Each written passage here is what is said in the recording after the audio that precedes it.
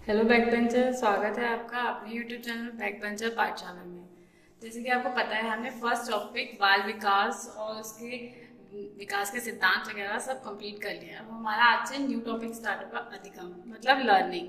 तो इसको एक दूसरे शब्द में हम बोल सकते हैं सीखना। ये इसका संकीर्ण अर्थ है।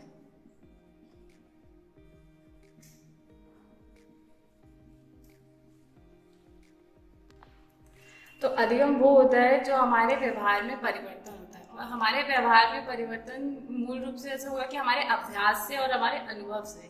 तो परिवर्तन तो कई प्रकार के होते हैं। जैसे एक परिवर्तन होते हैं, जैसे कुछ चीजें होती है जो हमारे मन में हमारे डर से पर चीजें करते हैं हम, कुछ हमारी बीमारी के कारण कुछ जो परिवर्तन व्यवहार में आते हैं, लेकिन ये हमारे स्थायी परिवर्तन नहीं होते हैं। अगर कोई काम आपको कुछ डरा के कराया जा रहा है तो वो आप उस टाइम तो कर लोगे, लेकिन वो आपका हमेशा परमानेंट आपके व्यवहार में चेंज नहीं होगा। तो ये स्थायी परिवर्तन नहीं होगा।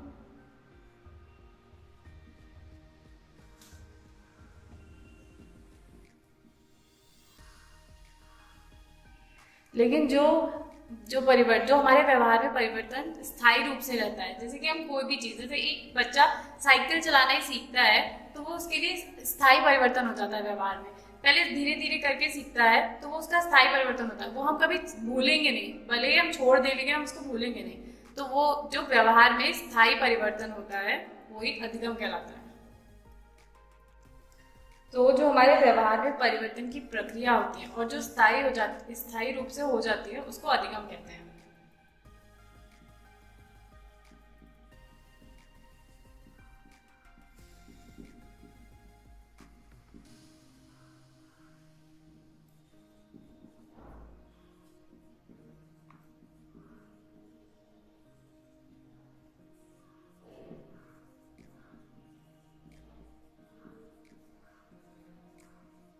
तो यह अधिगम का अर्थ हो गया।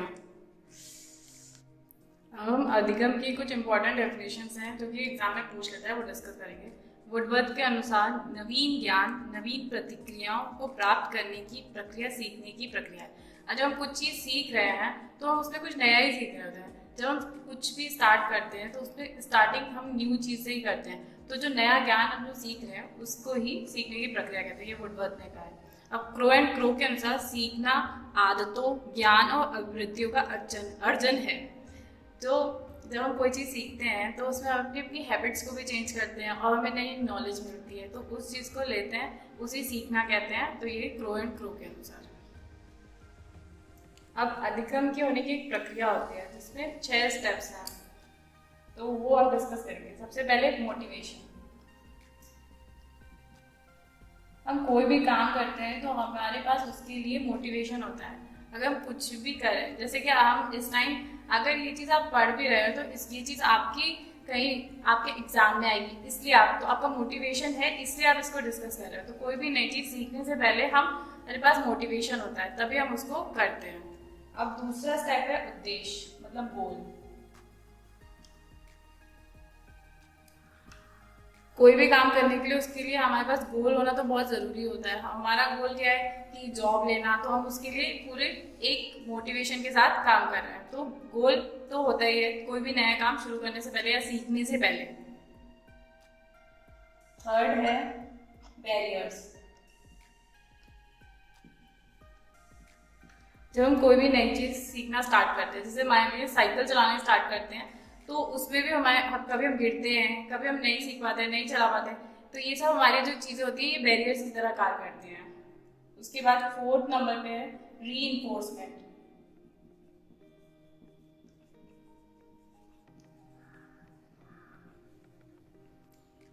अब जो फोर्थ स्टेप है री।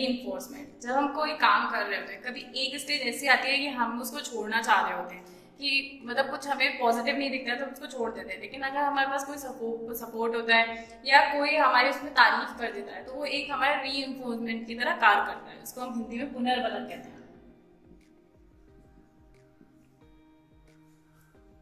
और फिफ्थ नंबर पे है इंटीग्रेशन मतलब संगठन। अब ये है कि जब हम कोई नई चीज़ स्टार्ट करते हैं तो उसको हम अपने पूर्व ज्ञान से जोड़ते हुए करते हैं। तो जो चीज हमारे नए ज्ञान को पूर्व ज्ञान से जोड़ दे उसको हम संगठन कहते हैं। तो ये अधिगम मतलब सीखने की प्रक्रिया के एक सोपान है जिसमें हम सीधे सीधे ऐसे हम सीखते हैं। मोटिवेशन होना चाहिए, फिर गोल, फिर बैरियर्स आते हैं बीच में, फिर हमें रीइंफोर्समेंट मिलता है, उसके बाद संगठन, तो उसके बाद हमारा इंटीग्रेशन होके होता है। ये सीखने की प्रक्रिया के सोपान है। अब सीखने की हम विशेषता को डिस्कस करेंगे, जिसमें सबसे पहले विशेषता है सीखना जीवन भर चलता है, मतलब संपूर्ण जीवन के लिए है।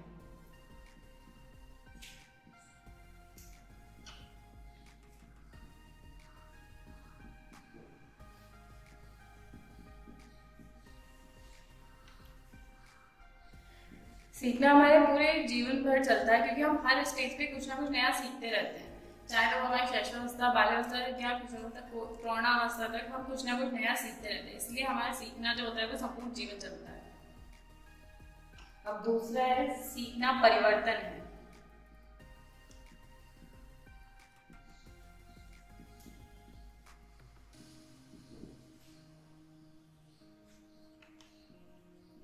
तो वो तो हम पहले भी डिस्कस कर चुके हैं। तो सीखना जो होता है वो व्यवहार में होने वाला परिवर्तन होता है, जो स्थायी रूप से रहता है। हमारी इच्छाओं में, हमारे व्यवहार में होने वाला परिवर्तन ही सीखना होता है।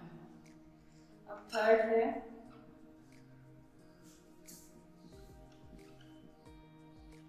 सीखना सार्वभौमिक है।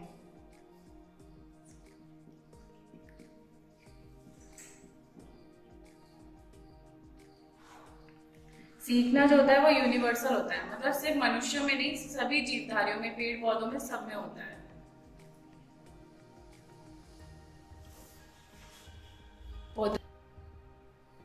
हम थर्ड नंबर पे डिस्कस करते हैं सीखना सार्वभौमिक है। सीखना जो होता है वो यूनिवर्सल होता है, सभी, सिर्फ मनुष्यों के लिए नहीं, जीवधारियों के लिए भी होता है, पशु पक्षी के लिए भी होता है, कीड़े मकोड़ों के लिए भी होता है। अब फोर्थ नंबर में आते हैं सीखना अनुभव है। सीखना अनुभव से होता है।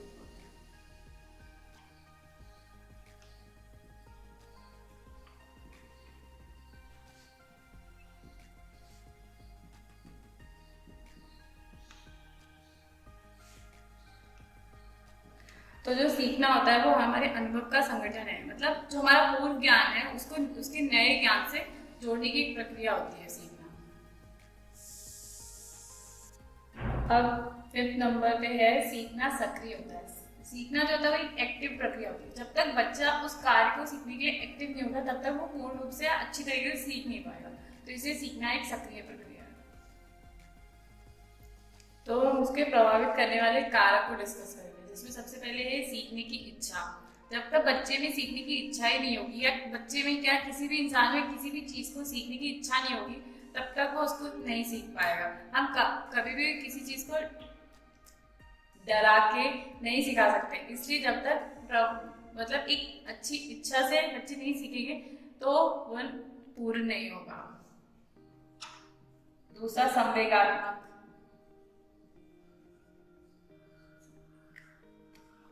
स्थिति।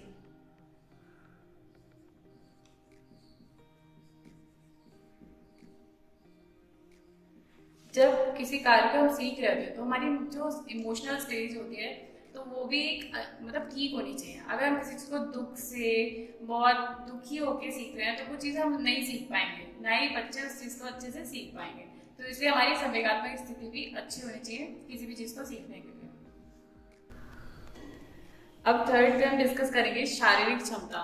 तो अगर बच्चे की शारीरिक क्षमता, शारीरिक रूप से वो स्वस्थ नहीं होगा पूरी तरीके से, तो वो अच्छे से सीख नहीं पाएगा।